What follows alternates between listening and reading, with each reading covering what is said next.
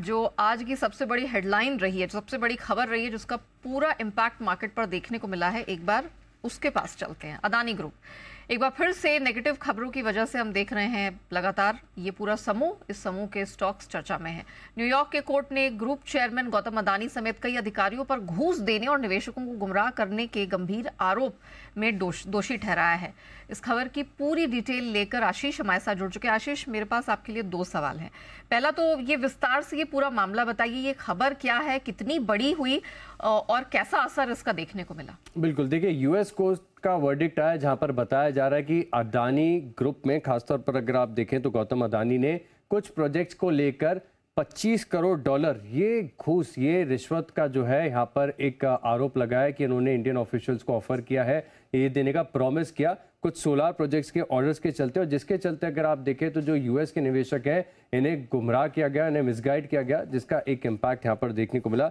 लेकिन साथ में अगर आप देखें तो बुधवार को यानी कल 20 साल के जो ग्रीन बॉन्ड्स होते हैं 60 करोड़ डॉलर के, इसके माध्यम से पूंजी जुटाने की जो योजना थी वो उसे रद्द कर दिया गया है। और आरोप अगर आप देखें और जिस प्रकार से वर्डिक्ट में डॉक्यूमेंट्स में निकाल के रखा गया है, काफ़ी गंभीर बात है, क्योंकि इस प्रोजेक्ट से जिसके लिए ब्राइब दी जा रही थी वो 20 साल में तकरीबन 200 करोड़ डॉलर का जो है मुनाफा दर्ज करने वाली थी 20 साल के अंदर। इसके अलावा अगर आप देखें तो जांच को इन्फ्लुएंस करने की भी बात की गई है, जहां पर एफबीआई हो या फिर यूएस एसईसी, इनकी जांच को इन्फ्लुएंस करने के भी आरोप और बात यहां पर इस वर्डिक्ट में लिखी गई है, जिसके चलते अगर आप देखें तो बड़ा इम्पैक्ट देखने को मिला।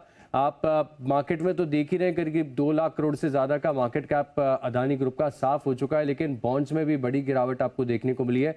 यूएस लिस्टेड बॉन्ड्स में तकरीबन 15% और अदानी एनर्जी के जो मुंबई बॉन्ड्स है यहाँ पर 8.5% की बड़ी गिरावट आपको देखने को मिली। हालांकि कंपनी की तरफ से आप देखें तो सीधे तौर पर पूरी तरीके से डिनायल आ चुका है, सभी एलिगेशंस को बेसलेस बताया, तो यहाँ पर भी नजर रखनी चाहिए। तो ये तो मैंने आपको पूरा मामला बता दिया है, लेकिन अब मैं आपके दूसरे सवाल की तरफ आता हूं कि बैंक्स और एनबीएफसीज, यहां पर आपको सबसे ज्यादा गिरावट आज क्यों नजर आ रही है? क्योंकि अगर आप देखें तो अदानी ग्रुप का जो फिलहाल के लिए एक्सपोजर है वो एक्सपोजर काफी ज्यादा देखने को मिल रहा है ओवरऑल बैंक्स और एनबीएफसी में। इनकी बात कर रहा हूं। दूसरा सवाल जो है आपका, यहां पर आप देखें तो 88,000 करोड़ से ज्यादा का एक्सपोजर है और 3 बड़े बैंकों का 40,000 करोड़ से ज्यादा का एक्सपोजर है, जिसमें आप देखें बैंक ऑफ इंडिया है, कैनरा बैंक है, यूनियन बैंक है, इनका एक्सपोजर है। और निजी बैंकों में आप देखें तो एक्सिस, आईसीआईसीआई और एचडीएफसी बैंक का एक्सपोजर है। सरकारी बैंकों में सबसे ज्यादा एसबीआई 27,000 करोड़, दूसरे नंबर पर पीएनबी, ये भी 4-5% नीचे है, 7,000 करोड़ का एक्सपोजर है। और बैंक ऑफ बड़ौदा 5,380 करोड़ का एक्सपोजर है। डेट की बात करें तो पूरे अदानी ग्रुप पर करीब 1.9 लाख करोड़ का डेट है, जिसमें बैंक्स के बोरोइंग है 39%, बॉन्ड से है 37%, डीआई और फाइनेंशियल इंस्टीट्यूशन से 6% और ग्लोबल बैंक से 18%। अच्छा, ये जो बैंक से 39% इन्होंने डेट लिया है, इसमें अगर आप देखें तो पीएसयू बैंक्स का एलोकेशन काफी ज्यादा 31% का है, निजी यानी प्राइवेट बैंक्स यहां से तकरीबन 8% इनके लोन आते हैं। और इसी के चलते हम देख रहे हैं कि जो सरकारी बैंक्स और एनबीएफसीज है यहाँ पर आज आपको ज्यादा गिरावट नजर आ रही है। तो आज हमने देखा कि सिर्फ अदानी समूह नहीं है प्रेशर में, आज सरकारी स्टॉक्स भी आए हैं और सरकारी बैंक भी, खासतौर से जिनका बड़ा एक्सपोजर इसमें है, वो भी देखने को यहाँ पर मिला है। थैंक यू आशीष डिटेल के लिए। जैन साहब, अब सरकारी कंपनियों को लेकर क्या व्यू बन रहा है? जिस तरह से हमने प्रेशर देखा पीएफसी, आरईसी, एनटीपीसी, ओएनजीसी, अब यहाँ से क्या व्यू बन रहा है? देखिए, अभी थोड़ी देर पहले मैं अनिल जी को भी सुन रहा था, शुरुआत वेट एंड वॉच से किया था और वैसा ही मुझे कुछ लग रहा है कि एक बार वेट एंड वॉच करेंगे, देखते किस तरीके का अभी, क्योंकि क्या देखिए डिस्ट्रिक्ट लेवल, डिस्ट्रिक्ट कोर्ट्स पे है, फिर हो सकता है हायर कोर्ट्स पे भी जाए।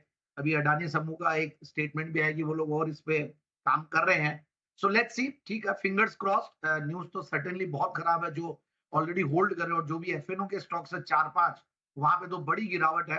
कैश मार्केट वाले में फिर भी थोड़ी थोड़ी अभी रिकवरी आई थी, जहां तक मुझे ध्यान है। अडानी पावर में रिकवरी, सब में रिकवरी आई है नीचे के लेवल से।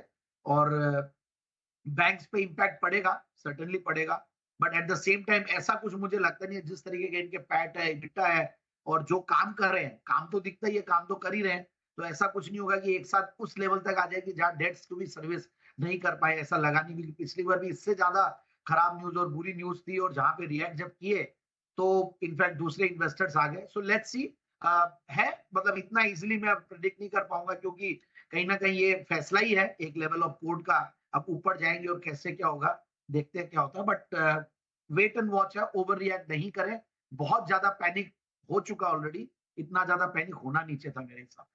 कि इतना पैनिक होना नहीं चाहिए था। लेकिन अनिल जी, फिर सवाल वही आता है, बैंक्स को देखें, हम लगातार बता रहे हैं किस तरह का एक्सपोजर है, क्या है, लेकिन ये जो रिएक्शन है, कैसे ओवर रिएक्शन माना जाए? नहीं, मैं देखो, मैं इसमें दो चीज़ें। पहली चीज़ तो अगर आप सिर्फ ओवर रिएक्शन ये सोचे कि कितना गिरना चाहिए था, हाँ, तो यार वो है ना, वो कौन डिसाइड करेगा कितना गिरना चाहिए? अल्टीमेटली ये तो वो डिसाइड करता है जो बायर है, जो सेलर है। अब देखिए, बहुत तेज़ी का मार्केट होता तो आप नहीं घटते इतना, और आप लॉजिक ये देते कि कौन सा पैसा डूब जाएगा, ये डूबेगा तो कौन सा आज डूब रहा है कि आप आज ही गिर रहे हो। पता चला साल 2 साल 3 साल में कब आएगा नहीं आएगा। तो अभी आज की तारीख में कोई ये तो नहीं कह रहा है कि पैसा डूब जाएगा बैंक का, करेक्ट। सो एक सेंटिमेंट नेगेटिव अदानी ग्रुप के शेयरों के लिए, उसका एक साइड इफेक्ट बैंक्स पे है, ठीक है। लेकिन मूड खराब होता है तो ज़्यादा गिर जाते हैं। तेजी का मार्केट होता है तो कम गिरते हैं। मंदी के मार्केट में खराब खबर चाहिए आपको, खाली गिरने का बहाना चाहिए। तेजी के मार्केट में बढ़ने का बहाना चाहिए। तेजी के मार्केट में खराब खबर पे लोग लेते हैं, मंदी के मार्केट में खराब खबर, अच्छी खबर पे और बेचते हैं। आइए अच्छी खबर लो, ऊपर आए दो, तो वैसा हाल है। बट इम्पोर्टेंट क्या है, इम्पोर्टेंट ये कि 49,900 जो इस महीने का लो था, जो हमने टच किया 13 तारीख को, उसको हमने ब्रीफली तोड़ा स्टॉप लॉस ट्रिगर करने के लिहाज से। आपने नीचे का लो बनाया 49,800 के आसपास का। लेकिन जो स्मार्ट रिकवरी आई है 600 पॉइंट की वहाँ से, वो रिकवरी और जिस लेवल के आसपास बैंक निफ्टी ट्रेड कर रहा है, तो बैंक निफ्टी उतना खराब अभी भी नहीं है। सो मार्केट में बैंक्स को लेके पैनिक नहीं है। पैनिक जो कुछ है वो अदानी ग्रुप के शेयरों को लेके ही अभी भी। आप देखो, वो 20% है, नहीं रिकवर हो रहे हैं। ऐसा नहीं कि कोई 30% घट के 15% रिकवर हो गए या 20 घट के 10 आ गए हो। वहाँ रिकवरी उतनी नहीं है।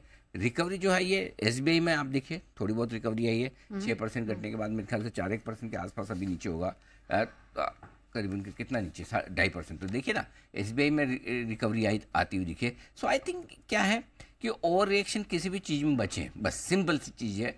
जितना आप शांत रहेंगे, जितना आप कम ट्रेड करेंगे, उतने फ़ायदे में रहेंगे। एज गुड एज है।